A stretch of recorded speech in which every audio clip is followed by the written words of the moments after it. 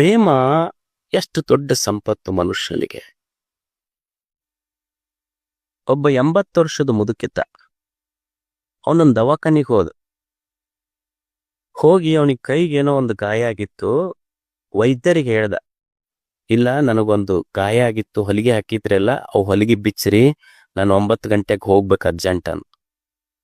ಅವ ಡಾಕ್ಟ್ರಿಗೆ ಸಮಯ ಇತ್ತು. ಅವ ಕುರ್ಚಿ ಮೇಲೆ ಕುಂತು ಅವನ ಮಗ್ಗಲ್ ಕುಂದರ್ಸ್ಕೊಂಡು ಅಸಿಸ್ಟೆಂಟಿಗೆ ಹೇಳ್ದ, ಇಲ್ಲ ಮೆಲ್ಕ ಅಜ್ಜನ ಇದು ಬಿಚ್ಚು, ಸ್ಟಿಚಸ್ ಬಿಚ್ಚು, ಗಾಯಕ್ಕೆ ಹೊಲಿಗೆ ಹಾಕಿದ್ವಲ್ಲ ಆ ಹೊಲಿಗೆ ಬಿಚ್ಚು ಅಂತ ಡಾಕ್ಟ್ರು ತಮ್ಮ ಅಸಿಸ್ಟೆಂಟಿಗೆ ಹೇಳಿ ಅಜ್ಜನ ಜೊತೆ ಮಾತಾಡಕತ್ರು. ಎಷ್ಟು ಏಜ್ ಅಜ್ಜ? 80 ವರ್ಷ. ಮತ್ ನಾವು 9ಕ್ಕೆ ಅರ್ಜೆಂಟ್ ಹೋಗ್ಬೇಕಂತೆಲ್ಲ, ಎಲ್ಲಿ ಹೋಗ್ಬೇಕಂತ ಮಾಡಿದ್ ನೀನು? ಇಲ್ಲ ನಾನು ನರ್ಸಿಂಗ್ ಹೋಮ್ಗೆ ಹೋಗ್ಬೇಕಾಗೈತಿ, ಹಾಸ್ಪಿಟಲ್ಗೆ ಹೋಗ್ಬೇಕು, ಇನ್ನೊಂದು ಹಾಸ್ಪಿಟಲ್ಗೆ. ಯಾಕೆ ಅಲ್ಲಿಗೆ ಯಾಕೆ ಹೋಗಕತ್ತಿ? ಇಲ್ಲ ನನ್ನ ಹೆಂಡತಿಗೆ ಆರಾಮಿಲ್ಲ, ನಾನು ಅಲ್ಲಿ ಹೋಗೇ ನಾಷ್ಟ ಮಾಡ್ತೀನಿ. ನಾನು ಆರಾಮಿಲ್ಲ ಅಂದ್ರೆ 5 ವರ್ಷದಿಂದ ಆಕಿಗೆ ಪ್ರಜ್ಞೆ ಇಲ್ಲ. ನನ್ನ ಹೆಂಡತಿಗೆ ಕೋಮಾದಾಗದಳಕ್ಕಿ, ಡಿಕ್ಲೈನ್ ಇನ್ ಕಾಗ್ನಿಟಿವ್ ಫಂಕ್ಷನ್ಸ್. ಆಕಿಗೆ ಏನ್ ರೋಗ ಬಂದಿತ್ತು ಅಂದ್ರೆ ಮೆಮೊರಿ ಲಾಸ್. ಅಂದ್ರೆ ಯಾರು ಕುಂತಾರ, ಯಾರು ಮಾತಾಡ್ತಾರ ಏನು ಅನ್ನೋ ಪ್ರಜ್ಞೆ ಇರ್ಲಿಲ್ಲ ಆಕಿಗೆ. 5 ವರ್ಷದಿಂದ ಪ್ರಜ್ಞೆ ಇರ್ಲಿಲ್ಲ ಆಕಿ. ಅವ ಡಾಕ್ಟ್ರಿಗೆ ಹೇಳ್ದ, ಇಲ್ಲ ನಾನು 9 ಗಂಟೆಗೆ ನನ್ನ ಹೆಂಡತಿ ಹತ್ರ ಹೋಗಿ ಆಕಿ ಜೊತೆನೆ ನಾಷ್ಟ ಮಾಡ್ಬೇಕು ನಾನು ಅಂದ. ಡಾಕ್ಟರ್ ಕುತೂಹಲತಲ್ಲ, ಆ ಮುದುಕಿಗೆ ಪ್ರಜ್ಞೆ ಇಲ್ಲ, ಕೋಮಾದಾಗದಾಳ, ನೀ ಆಕಿ ಮುಂದ್ ಕುಂತ್ ಹೋಗಿ ನಾಷ್ಟ ಮಾಡ್ತೀಯ ಅಂತೆಲ್ಲ, ಆಕಿಗೆ ಏನ್ರ ಗೊತ್ತಾಗ್ತೈತೇನು? ಆಕಿಗೇನ್ ಪ್ರಜ್ಞೆ ಐತೇನ್? ನೀ ಬಂದಿದ್ದು ಬಿಟ್ಟಿದ್ದ ಆಕಿಗೆ ಗೊತ್ತಾಗ್ತೈತೇನು? ಅವಾಗ ಅವ ಹೇಳ್ದ, ನೋಡು, ನನ್ನ ಇಡೀ ಆಯುಷ್ಯಗೆ ನನ್ನ ತಂದೆ ತಾಯಿ ಬಿಟ್ಟ ಮೇಲೆ ನನ್ನ ಇಡೀ ಸಂಸಾರದ ಭಾರ ಹೊತ್ತವಳಾಕಿ. ತನ್ನ ಜೀವನದ ಎಷ್ಟು ದುಃಖದ ಪ್ರಸಂಗಗಳು ಬಂದರೂ ಸಹಿತ ಅಳುನುಂಗಿ ನಕ್ಕಾಕಿ ಆಕಿ. ಈಗ 5 ವರ್ಷದಿಂದ ಆಕಿಗೆ ಪ್ರಜ್ಞೆ ಇಲ್ಲ. ನಾನು ಆಕಿ ಹತ್ತಿರ ಹೋಗಿ ನಾಷ್ಟ ಮಾಡೋದು ಆಕಿಗೆ ಗೊತ್ತಾಗೋದಿಲ್ಲ. ಆದ್ರೂ ನಾನು ಯಾಕೆ ಹೋಗ್ತೀನಿ ಅಂದ್ರ ಅಕ್ಕಿ ನನ್ನ ಗಂಡ ಅಂತ ಗೊತ್ತಿಡಿಯೋ ಪ್ರಜ್ಞೆ ಆಕಿಗೆ ಇರದಿದ್ರೆ ಏನಾತು, ಆಕಿ ನನ್ನ ಹೆಂಡತಿ ಅನ್ನೋ ಪ್ರಜ್ಞೆ ನನಗೈತಲ್ಲ, ಅದಕ್ಕೆ ನಾವು ಹೋಗ್ಬೇಕಾಗಿದೆ. ಆಕೆ ನನ್ನ ಹೆಂಡತಿ ಅನ್ನೋ ಪ್ರಜ್ಞೆ ನನಗೈತಲ್ಲ. ಪ್ರಜ್ಞೆ ಇಲ್ಲದವಳು ನಿಜವಾಗಿ ಪ್ರಜ್ಞೆಹೀನಳಲ್ಲ. ಪ್ರಜ್ಞೆ ಇದ್ದೂ ಸಹಿತ ನನ್ನ ಹೆಂಡತಿ ಮಾಡಿದ ಸೇವೆಯನ್ನು ಗುರುತಿಸುವುದಿಲ್ಲಲ್ಲ, ನಾನು ನಿಜವಾದ ಪ್ರಜ್ಞಾಹೀನ. ಎಷ್ಟು ಸಂಬಂಧಗಳು ನೋಡಿ, ನಮ್ಮಲ್ಲಿ ಏನ್ರ ಸ್ವಲ್ಪ ಮುರಿದಿತ್ತು ಅಂದ್ರೆ ಒಗದು ಬಿಡ್ರೆ ಕಡೆ ಒಯ್ದಂತೀವಿ.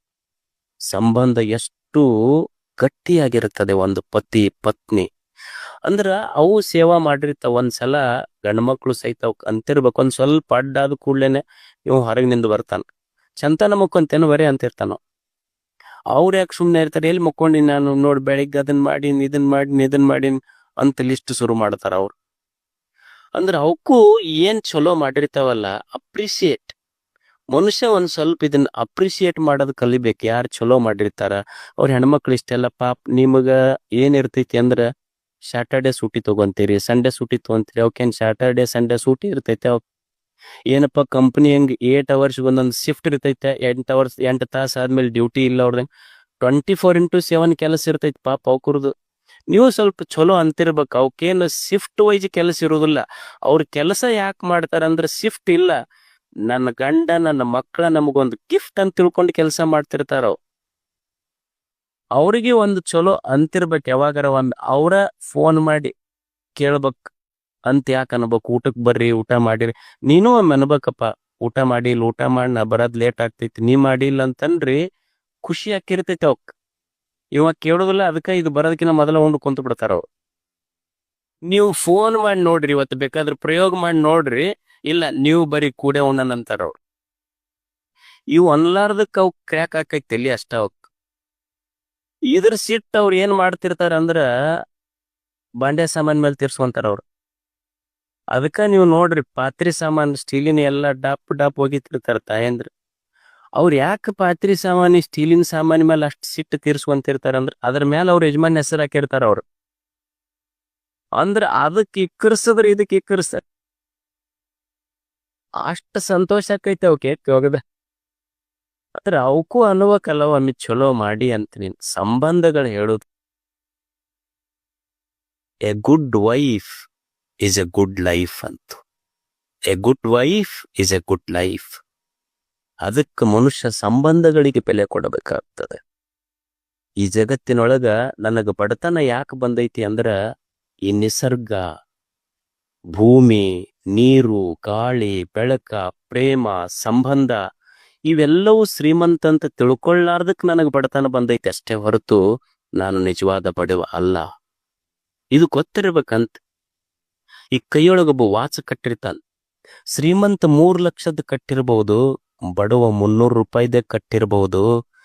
ಕೈಯೊಳಗ್ ಕಟ್ಟಿದ ವಾಚ್ ಏನ್ ಹೇಳ್ತೈತಿ, ನೀವು ಶ್ರೀಮಂತಿರಬಹುದು, ನೀವು ಬಡವರಿರ್ಬಹುದು. ನಾನು ಸಮಯ ಇಬ್ಬರಿಗೆ ಅಷ್ಟೇ ಹೇಳ್ತೀನಿ ಅಂತ ವಾಚ್ ಹೇಳ್ತಿರ್ತೆ.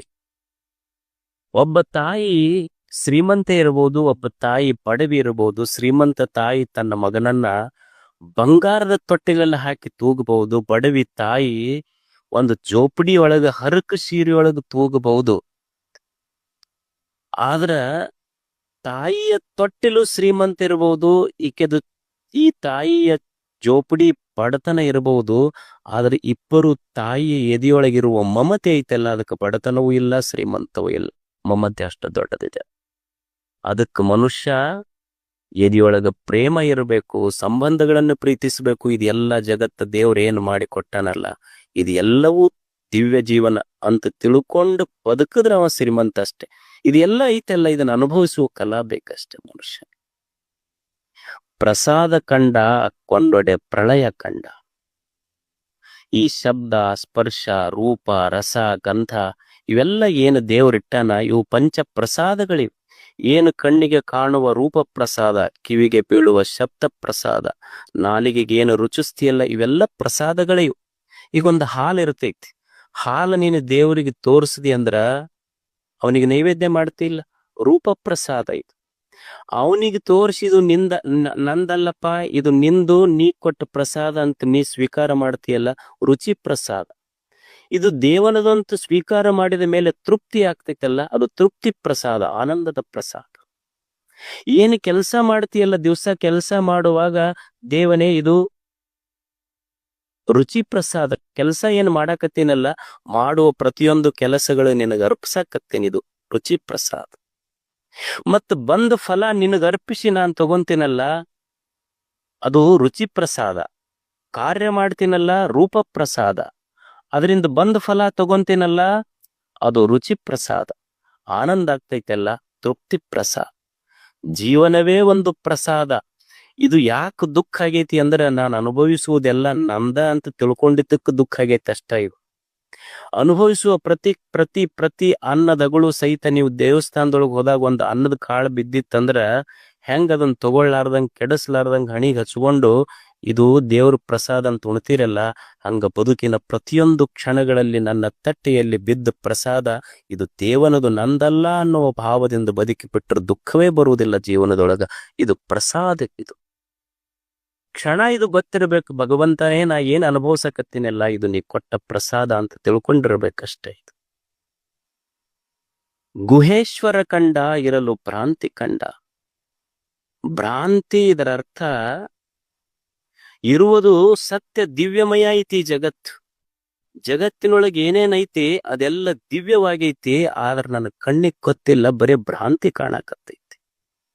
ಭ್ರಾಂತಿ ಇದರ ಅರ್ಥ ಸುಮ್ಮನೆ ಸಾದಾ ಹೇಳ್ಬಿಡ್ತೀನಿ ನಿಮ್ಗೆ. ಭ್ರಾಂತಿ ಇದರ ಅರ್ಥ ಏನು ಅಂದ್ರ ಇರುವುದೊಂದು, ನೀ ತಿಳ್ಕೊಂಡಿದ್ದು ಇನ್ನೊಂದು. ಉದಾಹರಣೆ ಅಂದ್ರ ಈಗ ಸಾಯಂಕಾಲ ಎಲ್ಲೋ ಹೋಗ್ತಿರ್ತೀರಿ, ಹೋಗುವಾಗ ಒಂದು ಹಿಂಗ ಹಗ್ಗ ಬಿದ್ದಿರ್ತೈತಿ. ಯಪ್ಪ ಹಾವಂತ ಅಂದಿರಿಲ್ಲ, ಅಲ್ಲೈತೇನು? ಮತ್ ಭಯ ಆಗಿ ಬೆವರೆಲ್ಲ ಬಂದೈತೆ ಇಲ್ಲ? ಸುಳ್ಳೇನು? ಬೆವರು ಬಂದಿದ್ದು ಸುಳ್ಳಿಲ್ಲ, ಭಯ ಆಗಿದ್ದು ಸುಳ್ಳಿಲ್ಲ, ಮತ್ ಐತೇನು? ಇಲ್ಲ. ಅಂದ್ರ ಇರುವ ಹಗ್ಗದಲ್ಲಿ ಇಲ್ಲದ ಹಾವಿನ ಭಾಸ ಆಗ್ತೈತಲ್ಲ, ಅದಕ್ಕೆ ಭ್ರಾಂತಿ ಅಂತ ಕರೀತಾರೆ. ಅಂದ್ರೆ ಇರುವುದೊಂದು, ಇರುವುದೇನೈತಿ? ಹಗ್ಗ. ತಿಳ್ಕೊಂಡಿದ್ದೇನು? ಹಾವ. ಇಡೀ ಜಗತ್ತಿನ ಕಲ್ಪನೆಯೊಳಗೆ ಏನಾಗೈತಿ, ಯಾಕೆ ದುಃಖ, ಯಾಕೆ ನಮಗೆ ಸಮಸ್ಯೆ ಆಗೈತಿ ಅಂದ್ರ ಇರುವುದೊಂದು, ನಾವು ತಿಳ್ಕೊಂಡಿದ್ದು ಇನ್ನೊಂದು. ಈಗ ನೀವೆಲ್ಲ ಮೊಬೈಲ್ ಯೂಸ್ ಮಾಡ್ತೀರಿ, ಒಂದು ವ್ಯಾಟ್ಸಪ್, ಒಂದು ಸ್ಟೇಟಸ್, ಒಂದು ಯಾರೋ ವಿಡಿಯೋ ಇಟ್ಟು ಬಿಟ್ಟಿರ್ತಾರೆ ನಿಮಗೆ. ಅವ್ರು ಯಾರು ಏನೋ ಎಂತ ವಿಡಿಯೋ ಗೊತ್ತಿಲ್ಲ, ಇವತ್ತೊಂದೊಂದು ಕಮೆಂಟ್ ಬರ್ದ್ನ ಅದಕ್ಕೆ ಸತ್ಯ ಗೊತ್ತೈತೆ ನನಗ. ಅದು ಇರೋದೊಂದು, ನಾನು ತಿಳ್ಕೊಂಡು ಬರ್ದಿತ್ತು ಇನ್ನೊಂದು. ಇದು ಭ್ರಾಂತಿ. ಇದು ಯಾರೋ ವಿಡಿಯೋ. ಈಗ ಕ್ರಿಕೆಟ್ ನಡೆದಿರ್ತೈತಿ ಎಲ್ಲಿ, ವಾಂಖೇಡ್ ಸ್ಟೇಡಿಯಂದಾಗ. ಒಬ್ರು ಯಾರೋ ಒಂದು ಬಾಲಿಗೆ ಔಟ್ ಆದ್ರು. ಇವ ಇಲ್ಲಿ ಕುಂತೇನ, ಅಲ್ಲಿ ಆಟ ನಡೆದಿದ್ದು ವಾಂಖೇಡ್ ಸ್ಟೇಡಿಯಂನ್ಯಾಗ, ಇವ ಕುಂತಿದ್ದು ಕಬ್ಬಿನ ಪಡದಾಗ. ಇನ್ಕೋ ಖೇಲ ನೈ ಆತ ಅಂತಂದ. ಇವನಿಗೆ ಆಡಾಕ್ ಬರುದಿಲ್ಲ ಅಂತ. So I don't say that your statement is wrong, but you are not eligible to make that statement. ನೀ ಹೇಳಿದ ತಪ್ಪಂತಲ್ಲ, ನಿನಗ ಅರ್ಹತೆ ಇಲ್ಲ ಆ ಸ್ಟೇಟ್ಮೆಂಟ್ ಹೇಳಕ್ಕಂತ. ಯಾಕಂದ್ರ ಒಂದು ಬಾಲ್ ಹಾಕಿದ್ರ ಒಂದು ಕಿಲೋಮೀಟರ್ಗೆ ಎಷ್ಟು ಅದು ಪರ್ ಅವರ್ 90 ಸ್ಪೀಡ್ನೊಳಗೆ ಬರ್ತಿರ್ತೈತೆ. 90-100 ಸ್ಪೀಡ್ನೊಳಗೆ ಒಂದು ಬಾಲ್ ಬಂದ್ರ ಅವ್ರಿಗೆ 1 ಸೆಕೆಂಡ್ 2 ಸೆಕೆಂಡ್ ಸಹಿತ ಜಡ್ಜ್ ಮಾಡಕ್ ಆಗೋದಿಲ್ಲ. ಇಲ್ಲಿ ಕುಂತಿವ ಖೇಲನೈ ಆತ ಇಸ್ಕೊಂತಿರ್ತ. ಯಾರೋ ಏನೋ ಮಾಡ್ತಾರ, ಯಾರೋ ಒಂದು ಸ್ಟೇಟ್ಮೆಂಟ್ ಹಾಕ್ತಾರ. ಇದು ಎಲ್ಲ ಎಷ್ಟು ಜನರು ಇದಕ್ಕೆ ಬಲಿಯಾಗ್ಯಾರ ಹೇಳ್ರಿ. ಯಾರ್ದೋ ಒಂದು ವಿಡಿಯೋ, ಯಾರ್ದೋ ವಾಟ್ಸಪ್ ಫೋಟೋ, ಅದಕ್ಕೆ ನಾವು ಸುಮ್ಮ ಖಾಲಿ ಕುಂತ್ ಕಮೆಂಟ್ಸ್ ಬರ್ದು ಎಷ್ಟು ಮಂದಿ ಜೀವನ ಹಾಳಾಗಿದೆ ಇದರಿಂದ. ಇದು ಗೊತ್ತಾಗ್ಬೇಕಲ್ಲ ನಮಗ. ಅಂದ್ರ ಮನುಷ್ಯ ಎಷ್ಟು ಕ್ರೂರಿ ಆಗ್ಯಾನಂದ್ರ ಇನ್ನೊಬ್ಬರ ನೋವನ್ನ ಸೆಲೆಬ್ರೇಟ್ ಮಾಡುವಷ್ಟು ವಿಕೃತ ಮನಸ್ಸು ನಮ್ಮದಾಗಿದೆ. ಎಂದೂ ಇನ್ನೊಬ್ಬರ ನೋವನ್ನ ಸೆಲೆಬ್ರೇಟ್ ಮಾಡುವಂತ, ಆಚರಿಸುವಂತ ವಿಕೃತ ಮನಸ್ಸುಗಳು ನಮ್ಮದಾಗಬಾರ್ದು. ಗೊತ್ತಿರ್ಬೇಕಲ್ಲ ಸತ್ಯ ಯಾವುದು ಅಂತ. ಈ ವಿಜಯದಶಮಿ ದಿವ್ಸ ಇವ್ರನ್ನ ಸುಡ್ತಾರ ನೋಡು. ಅದು ಇವನ್ನ ಯಾರು ರಾವಣನ ಸುಡ್ತಾರಲ್ಲ. ನಮ್ ಕಡೆ ನಾರ್ತ್ ಕಡೆ ಬಾಳ ಐತದ. ವಿಜಯದಶಮಿ ದಿವಸ ರಾವಣನ್ ಸುಡ್ತಾರಲ್ಲ, ಅವ ರಾವಣ ಸುಡಾಕತ್ತಿದ್ರು, ಎಲ್ಲರೂ ನಿಂದ್ರಿಸಿದ್ರು ಅದ್ರದ್ದೊಂದು ಮೂರ್ತಿ ಮಾಡಿ. ಅವ ರಾವಣಂದ, ಏನೋ ಯಪ್ಪ ನನಗೆ ವರ್ಷ ಸುಡ್ತೀರಿ, ನಾನು ಸೀತೆ ಕರ್ಕೊಂಡು ಹೋಗಿದ್ದು ಒಂದ್ಸಲ, ಅದು ಅಕ್ಕಿನ ಅಶೋಕ್ ಒಂದಾಗಿಟ್ಟಿನಿ, ಮುಟ್ಟಿಲ್ ಸಹಿತ ನಾನು ಒಂದ ಸಲ ಕರ್ಕೊಂಡು ಹೋಗಿನಿ, ಇನ್ನೂ ಸುಡೋದ್ ಬಿಡುವಲ್ರಿ ನನಗ. ಆ ಸುಡೋರು ಸುಡ್ರಿ, ಪ್ರಶ್ನೆ ಇಲ್ಲ. ನೀವೇನ್ ನೆರೆದಿರಲ್ ಜನ ಸುಡ್ರಿ, ನನಗೇನು ಸುಡಬಾಡ್ರಿ ಅಂತಿಲ್ಲ. ನಿಮ್ಮೊಳಗ ಖರೇ ರಾಮ್ ಅನ್ನೋರು ಯಾರದ್ರಿ, ಅವ್ರು ಎದ್ದು ಬಂದು ಸುಡ್ರಿ ನನಗ. ರಾಮ್ ಅನ್ನೋರು ಇದ್ರ ಬಂದು ಸುಡ್ರಿ ನನಗ. ಸಾಧ್ಯ ಐತೇನಿದು? ಅಂದ್ರೆ ಎಲ್ಲಾ ವ್ಯಕ್ತಿಗಳಲ್ಲಿ ಸ್ವಲ್ಪ ಹೆಚ್ಚ ಸ್ವಲ್ಪ ಕಡಿಮೆ ಇರ್ತಾವ. ಮನುಷ್ಯ ಗೊತ್ತಿರ್ಬೇಕಲ್ಲ ಇದು ಯಾವುದು ಸತ್ಯ ಯಾವುದು ಅಸತ್ಯ. ಅಂದ್ರೆ ಒಂದು ಸಣ್ಣ ಕಮೆಂಟ್ ಎಷ್ಟು ಮನುಷ್ಯನಿಗೆ, ಯಾಕಂದ್ರ ಮನಸ್ಸಿಗೆ ನೋವು ಮಾಡಿಬಿಡ್ತದೆ ಎಷ್ಟೋ ಮಂದಿಗೆ. ಸೂಫಿ ಫಕೀರ್ ಐತವಪ್ಪ, ಅವನ ಹೆಸರು ಮನ್ಸೂರ್ ಅಂತ ಹೇಳಿ. ಅವ್ರ ಗುರುಗಳು ಜುನೈದ ಅಂತ. ಅವ್ರ ಹೆಸರೇನು? ಮನ್ಸೂರ್. ಅವ್ರ ಗುರುಗಳ ಹೆಸರು ಜುನೈದ. ಅವರು ಸೂಫಿಗಳು ಬಹಳ ದಿಲ್ದಾರ್ ಮನುಷ್ಯರು. ಅವ ಏನೋ ಒಂದು ಸ್ಟೇಟ್ಮೆಂಟ್ ಮಾಡ್ತಾ, ಅದು ಧರ್ಮಕ್ಕೆ ವಿರುದ್ಧ ಆಗ್ತೈತೆ ಅಂತ ಹೇಳಿ ಅಲ್ಲಿಯ ರಾಜ ಅವನಿಗೊಂದು ಶಿಕ್ಷೆ ಕೊಟ್ಟ. ಗುರುಗಳು ಹೇಳಿದ್ರು, ಏನು ಹೇಳಕ್ ಹೋಗ್ಬೇಡ, ಸುಮ್ಮನೆ ತಿಳಿದಿಯಲ್ಲ, ಸುಮ್ಮನೆ ಇರು ಅಂತ ಹೇಳ್ತಿದ್ರು. ಜುನೈದ್ ಕೇಳ್ತಿದ್ದಿಲ್ಲ. ನನ್ನ ಸತ್ಯ ಏನು ಇದೊಳಗೆ ಬಂದೈತಿ ಅದು ನಾಲಿಗೆ ಮೇಲಿಂದ ಹೇಳವನ ನಾನಂತ ಹೇಳ್ತಿದ್ದ ಮನ್ಸೂರ್. ಗುರುಗಳು ಹೇಳಿದ್ರು ಕೇಳಿಲ್ಲ ಅಂತ. ಅವನಿಗೆ ಏನಾಯ್ತು ಅಂದ್ರೆ ಶಿಕ್ಷೆ ಆಯ್ತು. ಏನ್ ಶಿಕ್ಷೆ ಆಯ್ತು ಅಂದ್ರ, ಅವನಿಗೆ ಕಲ್ ತೊಗೊಂಡು ಹೊಡ್ಕೊಂತ, ಊರಾಗಿಂದ ಕಲ್ ತೊಗೊಂಡು ಹೊಡ್ಕೊಂತ ಅವನಿಗೆ ಹೋಗಿ ಗಲ್ ಶಿಕ್ಷೆ ಆಗ್ಬೇಕು ಅಂತ ಮನ್ಸೂರ್ಗ್. ಅವನಿಗೆಲ್ಲರೂ ಕಲ್ ತೊಗೊಂಡು ಹೋಗ್ಯಾಕತ್ತಿದ್ರು. ಜನ ಕಲ್ ತೊಗೊಂಡು ಒಗಿತಿದ್ರು, ಫಕೀರ ಸಂತ ಮನ್ಸೂರ್ ನಗತಿದ್ದ. ಎಲ್ಲರೂ ಕಲ್ ತೊಗೊಂಡು ಒಗಿತಿದ್ರು, ಈತ ನಗತಿದ್ದ. ಗುರುಗಳು ನೋಡಿದ್ರು, ಮತ್ತೆ ಎಲ್ಲರೂ ಒಗ್ಯಾಕತ್ತಾರಲ್ಲಪ್ಪ, ನಾನು ಬಿಟ್ಟಿನಿ ಅಂತ ತಿಳ್ಕೊಂಡು, ಊರನ ಮಂದಿ ಅಂದಾರ ಅಂತ ತಿಳ್ಕೊಂಡು ಕಲ್ಲು ಒಗಿಬಾರ್ದಂತ ಹೂವ ಒಗದ್ರಿ 2. ಮನ್ಸೂರ್ ಅಳಾಕ್ ಶುರು ಮಾಡದ. ಜನರು ಕಲ್ಲು ಒಗಿತಿದ್ರು, ಕಲ್ಲು ಒಗದಾಗ ಮನ್ಸೂರ್ ನಗತಿದ್ದ. ಗುರುಗಳು 2 ಹೂವ ಒಗದಿದ್ರು, ಅಳಾಕ್ ಶುರು ಮಾಡದ. ಅಲ್ಲಿದ್ದವ್ರೊಬ್ರು ಕೇಳಿದ್ರ ಅವನಿಗೆ ಮನ್ಸೂರ್, ಅಲ್ಲ ಇಡೀ ಊರನ್ ಜನ ನಿನಗ್ ಕಲ್ಲು ಒಗ್ಯಾಕತ್ತಾರ, ಅವಾಗ ನಗತಿದ್ದಿ, ಸುಮ್ಮನೆ ಒಬ್ಬ ಸಂತ ಗುರು ನಿನಗೆ 2 ಹೂವ ಹಿಂಗ್ ಕಾಣ್ಲಾರ್ದಂಗ ಒಗದನ, ಅಳಾಕತ್ತಿಯಲ್ಲೋ ಅಂತ. ಊರನ್ ಜನ ಕಲ್ಲು ತೊಗೊಂಡೋಗದಾಗ ಯಾಕೆ ನಕ್ಕಿ? ಗುರುಗಳು 2 ಹೂ ಒಗದ್ರು ಅಳಾಕತ್ತಲ್ಲ. ಊರನ್ ಜನ ಕಲ್ಲು ಒಗದ್ರು ಸಹಿತ ನಾ ಯಾಕೆ ನಗತಿದ್ದೆ ಅಂದ್ರ, ಅವು ತಿಳುವಳಿಕೆ ಇಲ್ಲದ್ದು ಅದಾವ. ತಿಳುವಳಿಕೆ ಇಲ್ಲಾರ್ದವ್ರು ಕಲ್ಲು ಒಗದ್ರು ಸಹಿತ ನೋವಾಗೋದಿಲ್ಲ. ತಿಳುವಳಿಕೆ ಇದ್ದವ್ರು ಒಂದು ಹೂವು ಒಗದ್ರು ಸಹಿತ ಮನಸ್ಸಿಗೆ ನೋವು ಆಗ್ತೈತಿ. ಅದಕ್ಕೆ ಅಳಾಕತ್ತೇನೆ ನಾನು. ತಿಳುವಳಿಕೆ ಇದ್ದವ್ರು ಕಂಪ್ಲೇಂಟ್ ಮಾಡ್ತಾರಲ್ಲ, ತಮ್ಮ ಒಪಿನಿಯನ್ಸ್ ಬರೀತಾರಲ್ಲ, ಮನಸ್ಸಿಗೆ ನೋವು ಆಗ್ತದೆ. ಅದಕ್ಕೆ ಸತ್ಯ ಅನ್ನೋದೇನಿದೆ, ಸತ್ಯ ಅದು ಗೊತ್ತಿರ್ಬೇಕಾಗ್ತೈತಿ ಮನುಷ್ಯ. ಸುಮ್ಮನೆ we should never write our opinions. ಅದಕ್ಕೆ ಮೊಬೈಲ್ನೊಳಗೆ ಕಮೆಂಟ್ ಬರೆಯೋದು ಅದೆಲ್ಲ ಮಾಡ್ತೀವಿಲ್ಲ ನಾವು. ಎಷ್ಟು ವೇಸ್ಟ್ ಆಫ್ ಇಟ್ ಆಯ್ತು. ಸುಮ್ನೆ ಇನ್ನೊಬ್ಬರ ಬಗ್ಗೆ ನಮಗ್ ಗೊತ್ತೈತೇನೋ ಇಲ್ಲ, ಇಲ್ಲದ ವಿಷಯವನ್ನ ನಾವು ಗೊತ್ತಿರುವಂಗ್ ಬರೀತಿರ್ತೀವಿ ನೋಡು. ಒಬ್ರು ಯಾರೋ ಒಂದು ಮನ್ಯಾಗ ಆಕಳ ಕಳು ನಮ್ಮದು ಹೆಂಗಾಗೈತಿ ಅಂದ್ರ, ನಮ್ಮ ಈ ಘರ್ಷಣೆಗಳು, ಹೋರಾಟಗಳು, ಸಂಘರ್ಷಗಳು, ಹೊಡೆದಾಟ ಬಡದಾಟ, ಕಮೆಂಟ್ಸ್ ಹೆಂಗಾಗೈತಿ ಅಂದ್ರ, ಈಗೊಬ್ರು ಒಂದ್ ಮನೇನ ಆಕಳ ಕಳು ಮಾಡಿದ್ರು. ನಮ್ 4 ಮಂದಿ ಕಾಡ್ರು ರಾತ್ರಿ ಕಳು ಮಾಡ್ಕೊಂಡು ಹೋದ್ರಂತ. ಬಟ್ ಕಳತನ ಅವ್ರು ಬಹಳ ಜಾಂಡ್ರಿತ್ರು, ಅಂದ್ರ ಪ್ರಾಕ್ಟೀಸ್ ಬಾಳ ಇತ್ತು ಅವ್ರಿಗೆ.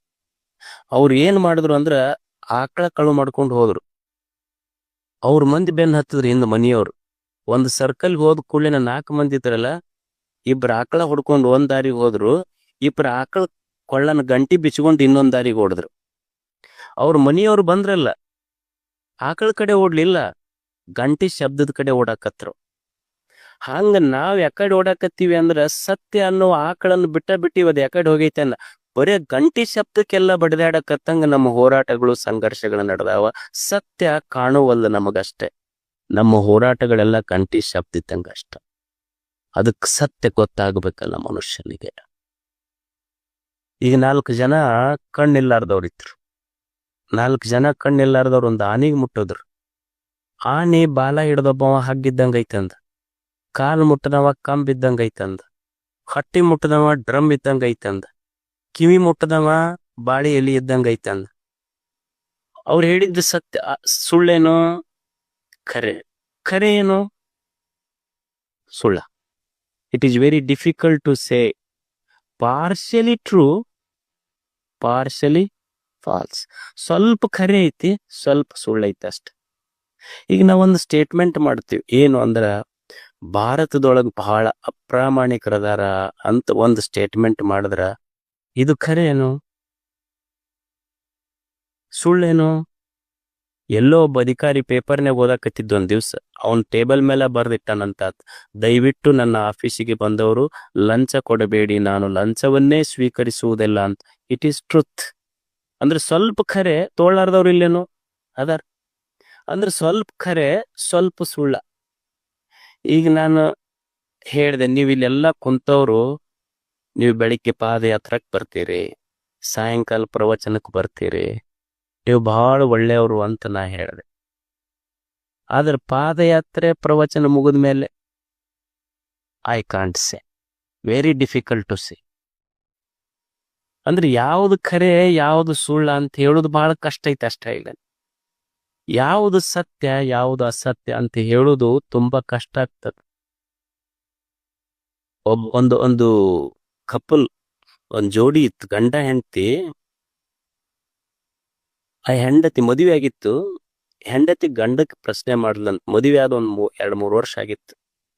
ಆಕಿ ಒಂದ್ ದಿವ್ಸ ಪ್ರಶ್ನೆ ಮಾಡ್ಲಂತ ಗಂಡಗ, ಅಲ್ಲ ನನಗೆ ಯಾವಾಗ ಎಂಗೇಜ್ಮೆಂಟ್ ಆಗಿತ್ತಲ್ಲ, ಎಂಗೇಜ್ಮೆಂಟ್ ಆದ್ಮೇಲೆ ನೀವು ನನ್ನ ಬರ್ತ್ಡೇ ಗಿಫ್ಟ್ ತಂದು ಕೊಡ್ತಿದ್ರು, ಹೋಟೆಲಿಗೆ ಕರ್ಕೊಂಡು ಹೋಗ್ತಿದ್ರಿ, ರೆಸ್ಟೋರೆಂಟಿಗೆ ಕರ್ಕೊಂಡು ಹೋಗ್ತಿದ್ರಿ, ಗಾಡಿ ಮೇಲೆ ಕುಂದಿರ್ಸ್ಕೊಂಡು ಗಾರ್ಡನ್ಗೆ ಕರ್ಕೊಂಡು ಹೋಗ್ತಿದ್ರಿ. ಈಗ ಮದುವೆ ಆದ್ಮೇಲೆ ಒಮ್ಮೆರೆ ಒಂದರ ಗಿಫ್ಟ್ ಕೊಟ್ರಿ ನೀವು. ಅವಾಗ ಅವ ಯಜಮಾನಂದ, ಹುಚ್ಚಿ, ಪ್ರಚಾರ ಎಲೆಕ್ಷನ್ಗಿಂತ ಮೊದಲು ಇರ್ತೈತಿ.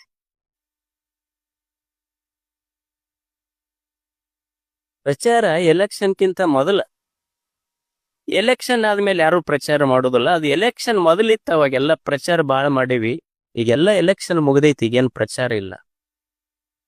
ಮಾಡಿಲ್ಲೇನು ಬಿಟ್ಟನಲ್ಲೀಗ.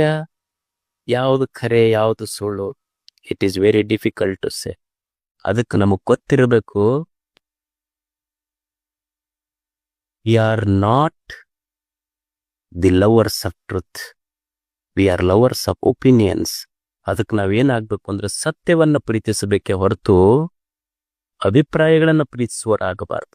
ಜಗತ್ತಿನೊಳಗೆ ಸ್ವಲ್ಪ ಹೆಚ್ಚ ಕಡಿಮೆ ಇರ್ತದೆ.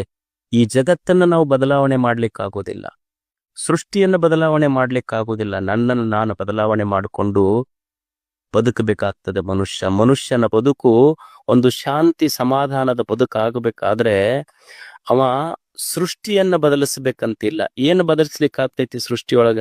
ಈ ಖಾರ ಐತಿ, ಮೆಣಸಿನಕಾಯಿ ಖಾರ ಬದಲಿಸ್ಲಿಕ್ಕೆ ಆಗತ್ತ? ಹುಳಿ ಬದಲಿಸ್ಲಿಕ್ಕೆ ಆಗ್ತೈತಿ? ಏನು ಬದಲಿಸ್ಲಿಕ್ಕೆ ಆಗೋದಿಲ್ಲ ನಮಗ.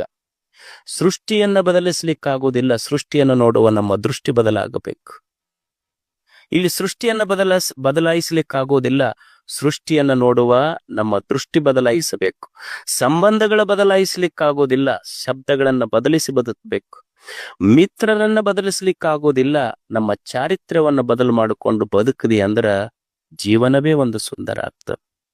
ಇಲ್ಲಿ ನಮ್ಮ ದೃಷ್ಟಿ ಬದಲಾಗ್ಬೇಕಾಗ್ತದೆ. ನೀವು ದೇವಸ್ಥಾನಕ್ಕೆ ಹೋಗಿರ್ತೀರಿ, ದೇವಸ್ಥಾನಕ್ಕೆ ಹೋದಾಗ ಏನು ಒಯ್ದಿರ್ತೀರಿ? ಅಲ್ಲಿ ಏನೂ ಇಲ್ಲ. ಸುಮ್ಮನೆ ಒಂದು ಅಕ್ಕಿ ನೀವು ಮಾಡಿದ ಅನ್ನ, ಮನ್ಯಾಗ ಅನ್ನ ಇದ್ದಿದ್ದ ಅಲ್ಲಿ ಪ್ರಸಾದ ಆಗ್ತೈತಿ. ಇಲ್ಲಿಯ ನೀರು ಅಲ್ಲಿ ತೀರ್ಥ ಆಗ್ತೈತಿ. ನೀವು ಕೊಟ್ಟು ಒಯ್ದ ಹಣ್ಣ ಅಲ್ಲಿ ಪ್ರಸಾದ ಅಂತ ಎಲ್ಲರಿಗೆ ಕೊಡ್ತೀರಿ. ಏನು ಬದಲಾಗಿದೆ ಹೇಳು? ಮನ್ಯಾಗ ಒಯ್ದ ಬಾಳಿ ಹಣ್ಣ ಗುಡ್ಯಾಗೂ ಐತಿ. ಮನ್ಯಾಗ ಹಣ್ಣಿತ್ತು, ಗುಡ್ಯಾಗ ಪ್ರಸಾದ ಆತಲ್ಲ. ಬದಲಾವಣೆ ಮಾಡಿದ್ದೇನು? ಏನು ಹಣ್ಣು ಬದಲಾಗಿಲ್ಲ. ಹಣ್ಣನ್ನು ನೋಡುವ ನಮ್ಮ ಕಣ್ಣು ಬದಲಾಗಿದ್ದಕ್ಕೆ ಅದು ಪ್ರಸಾದ ಆಗೈತೆ ಅಷ್ಟೇ. ಕಣ್ಣು ಬದಲಾಗಬೇಕಾಗ್ತದೆ. ಸೃಷ್ಟಿ ಬದಲಾಗುವುದಿಲ್ಲ. ನಮ್ಮ ದೃಷ್ಟಿಯನ್ನ ಬದಲು ಮಾಡಿಕೊಂಡು ನಾವು ಬದುಕೋಣ ಅನ್ನುವಂಥ ಮಾತು ಹೇಳಿ ತಮಗೆಲ್ಲ ಶರಣ.